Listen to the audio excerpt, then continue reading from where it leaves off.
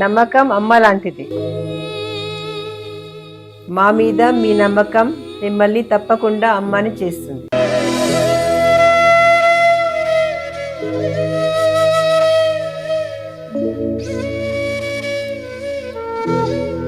నేడు ఎంతో మంది మా మీద నమ్మకంతో అమ్మాయారు.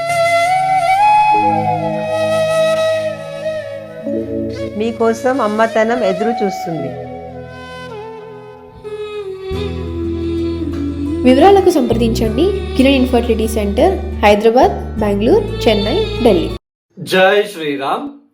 ప్రేక్షకులకు స్వాగతం. 2026 మార్చి మాసంలో ద్వాదశ రాశి వాళ్ళ మాస ఫలితాలు. ఈ ఒక మాసంలో గ్రహ సంచారాన్ని గమనిద్దాం.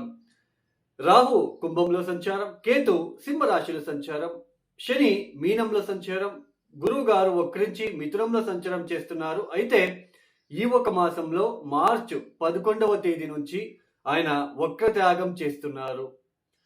అలానే సూర్యుడు మార్చి 15వ తేదీ వరకు ఆయన కుంభంలో సంచారం, మార్చి 15వ తేదీ ఆయన కుంభం నుంచి మీనరాశిలోకి ప్రవేశిస్తున్నారు. ఇక శుక్రుడు మార్చి 2వ తేదీ కుంభం నుంచి మీనంలోకి ప్రవేశిస్తున్నారు. ఇక కుజుడు ఈ మాసమంతా కూడా కుంభరాశిలో సంచారం చేస్తున్నారు. ఇక బుధుడు ఈ ఒక మాసంలో అంటే మార్చి 1వ తేదీ నుంచి మార్చి 21వ తేదీ వరకు కూడా ఆయన వక్రించి కుంభరాశిలో సంచారం చేస్తున్నారు. మార్చి 21వ తేదీ ఆయన వక్రత్యాగం చేస్తున్నారు. ఈ గ్రహ సంచారాన్ని బట్టి ద్వాదశ రాశి వాళ్ళకి అంటే మేషాది 12 రాశుల వాళ్ళకి ఎలాంటి ఫలితాలు చూసుకుంటూ వెళ్దాం. ముఖ్యంగా ప్రేక్షకులకు ఒక చిన్న సజెషన్ అండి. ఈ గోచార ఫలితాలు మనము చెప్పుకుంటున్నాం. ఈ గోచార ఫలితాలు అనేవి గ్రహాల రాశి మార్పులని బట్టి మనం ఈ రాశి వాళ్ళకి ఇలాంటి ఫలితాలు అనేది చెప్పుకోవడం జరుగుతుంది. అయితే గోచారంలో గ్రహాలు మనకి ఒక రాశి నుంచి ఇంకొక రాశికి వెళ్తూ ఉంటారు. రాహుతో కలుస్తుంటారు, శనితో కలుస్తూ ఉంటారు. అలానే గ్రహణం కూడా వస్తూ ఉంటుంది. సో ఇది నిత్యం జరిగే ప్రాసెస్ ఇది. అయితే ఈ గోచారంలో అంగారక యోగము, మీరు తమ్నెల్ చూస్తూ ఉంటారు, అంగారక యోగము, బుధాదిత్య యోగము, ఈ రాశుల వాళ్ళకి ఈ ఒక మాసంలో బుధాదిత్య యోగము, అలానే ఈ రాశుల వాళ్ళకి అంగారక యోగము. ఈ రాశుల వాళ్ళు ఈ ఒక సంవత్సరం వాళ్ళ జీవితమే ఇంకా అంతా అయిపోతుంది, లేదా కోట్లు సంపాదిస్తారు. అలానే ఈ రాశుల వాళ్ళకి మహాలక్ష్మి యోగం పట్టబోతుంది. ఇలాంటి తమ్నెల్ మీరు చూస్తూ ఉంటారు. ఇవి కేవలం వాళ్ళ వ్యూస్ పెంచుకోవడానికి మాత్రమే చేస్తున్న ఒక ప్రయత్నము. ఎవరు కూడా వాస్తవాన్ని చెప్పట్లేదు. గోచారంలో అలా రూచక యోగం కానీ, మహాలక్ష్మి యోగం కానీ, బుధాదిత్య యోగం కానీ, గజకేసరి యోగం కానీ ఇవన్నీ ఏది వర్తించవు. ఇది బాగా గుర్తుపెట్టుకోండి. మీ జాతక రీత్యా ఏ గ్రహాలు ఎక్కడెక్కడ స్థానాలను బట్టి ఉంటారో, ఆ గ్రహ దశలు ఏవి జరుగుతూ ఉంటాయో వాటికి సంబంధించిన ఫలితాలే మీరు చూస్తూ ఉంటారు. మరి ఎందుకండి రాశి ఫలితాలు చెప్పుకోవడము అంటే, చూడండి, ఇప్పుడు కుజ మహాదశ ఎవరికైనా జరుగుతూ ఉంటుందని తెలుసుకుందాం. ఒక ఎగ్జాంపుల్, కుజ మహాదశ ఎవరికో ఒక వ్యక్తి జాతకంలో జరుగుతూ ఉంది.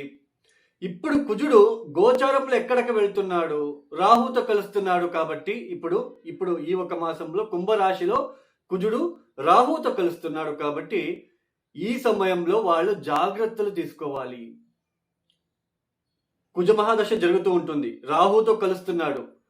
సో ఈ అపాయకారి వృత్తి ఎవరైతే చేస్తూ ఉంటారో, మిషనరీ ఎక్విప్మెంట్స్ లో పనిచేసే వాళ్ళు, డ్రైవర్స్ కావచ్చు, ఎలక్ట్రికల్ డిపార్ట్మెంట్ లో కావచ్చు, అలానే పోలీస్ డిపార్ట్మెంట్ లో ఉన్న వ్యక్తులు కావచ్చు. సో అలాంటి వాళ్ళు చాలా కేర్ తీసుకోవాలి. ఇప్పుడు శుక్ర మహాదశ ఎవరికైనా జరుగుతూ ఉంటుందని తెలుసుకుందాం. శుక్ర మహాదశ ఎవరికొకరికి జరుగుతూ ఉంటుందని అనుకుందాం. శుక్రుడు ఇప్పుడు మీనరాశిలో ఈ ఒక మాసంలో మీనరాశికి వెళ్ళి సంచారం చేస్తూ ఉంటాడు. మీనరాశి ఉచ్చస్థానము. సో వాళ్ళకి శుక్ర మహాదశ జరుగుతూ ఉంది. వాళ్ళ జాతకరీత్యా శుక్రుడు ఏ స్థానంలో అయినా ఉండనివ్వచ్చు. బట్ ఈ మాసంలో ఆయన మీనరాశిలో సంచారం చేస్తున్నాడు. కాబట్టి కొంచెం శుక్రుడు ఈ జాతకులకు కొంచెం యోగిస్తాడు. శుక్రదశ జరుగుతూ ఉంటుంది. వాళ్ళు ఎక్కడెక్కడ ఏ స్థానాలకి వెళ్తూ ఉంటారో ఆ స్థానాలకి బట్టి ఫలితాలు అనేది వాళ్ళకి మిశ్రమంగా ఉంటుందా లేదా చాలా యోగించే విధానంగా ముందుకు సాగుతుందా అది మనకు అర్థమవుతుంది. సో గోచారంలో అలాంటివి ఏది వర్తించదు. సో ఇది అర్థం చేసుకోండి. అలానే ప్రతి దానికి హోమాలు ఉంగరాలు వేసుకుంటే మన జాతకాలు మారిపోతాయి, మన కర్మ తగ్గుతుంది. This is completely fake sentence. ఎంతసేపటికి కూడా మన జాతక రీత్యా ఉన్న గ్రహ దోషాలకి మనమే స్వతహా కష్టపడి ప్రయత్నపూర్వకంగా కొన్ని పరిహారాలు రోజు పాటిస్తూ వెళ్తే చాలండి, ఇంకా వేరే అవసరం లేదు. అంతెందుకండి, ఓం నమ శివాయ నమ శివాయ రోజు పొద్దున్నే 1000 సార్లు చదువుకోండి చాలు, ఇంకా మీకు వేరే అవసరం లేదు. సో గోచారంలో బుధాదిత్య యోగము, మహాలక్ష్మి యోగము ఇవన్నీ ఉండవు, వర్తించవు. దీన్ని గుర్తించండి. ఇది ఫ్యాక్ట్. జాతక రీత్యా ఉంటే అది మీకు వర్తిస్తుంది. ఒక రాశిలో లక్షల మంది ఉంటారు, అందరికీ ఒకేలాగా ఫలితాలు కూడా ఉండవు. సో కొంచెం ఇది అర్థం చేసుకోవడానికి ప్రయత్నాలు చేయండి. వాస్తవాన్ని తెలుసుకోవడానికి ప్రయత్నం చేయండి. ఓ ఇది అంతే, అవసరం లేదు. జ్యోతిష్యంలోనే ఎక్కువ దాంట్లోనే కాన్సన్ట్రేషన్ పెట్టి దాని మీద ఎక్కువ కాన్సన్ట్రేషన్ పెడుతూ దాంట్లోనే మునిగిపోకండి. ప్రతిదాన్ని కూడా పరీక్షించి మీరు ముందుకు సాగండి. ఒక టెస్ట్ పెట్టండి, ఇది కరెక్టా రాంగ్ అని. ఇక ఒక రాశి గురించి మనము తెలుసుకుంటూ వెళ్దాం. 2026 మార్చి మాసంలో కుంభరాశి వాళ్ళ ఫలాఫలాలు. ముఖ్యంగా ఈ మార్చి మాసంలో ఈ కుంభరాశి వాళ్ళకి పంచమ స్థానంలో ఏదైతే గురుగారు వక్రించే సంచారం చేస్తున్నారో ఈ మార్చి 11వ తేదీ గురుగారు వక్రత్యాగం చేస్తున్నారు. గత 4 మాసాల నుంచి పంచమ స్థానంలోనే ఆయన వక్రించి సంచారం చేశారు, ఇక మీద వక్రత్యాగం చేస్తున్నారు. ఈ మార్చి మాసంలో ఈ కుంభరాశి వాళ్ళకి శుక్రుడు యోగిస్తున్నాడు. మార్చి 11వ తేదీ తర్వాత గురువు గారు యోగిస్తున్నారు.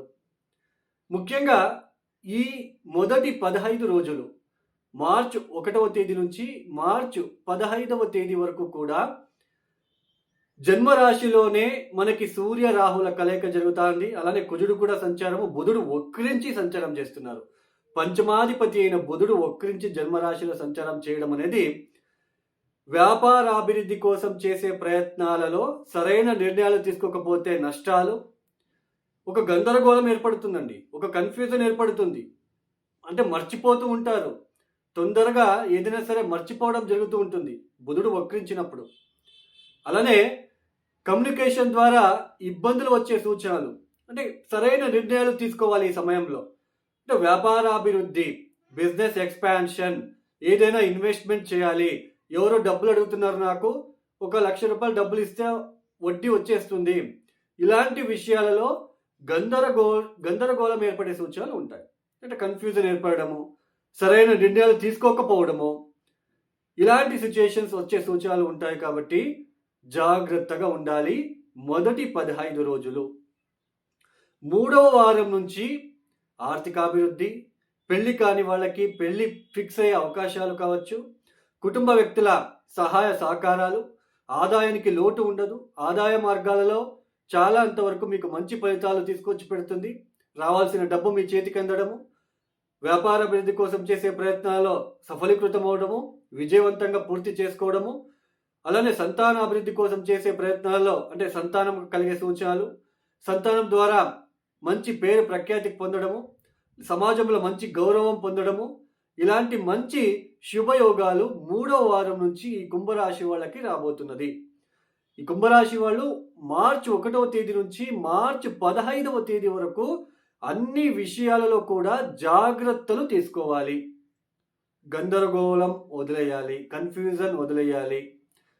అలానే కుటుంబ వ్యక్తుల నిర్ణయాల్ని పాటించాలి.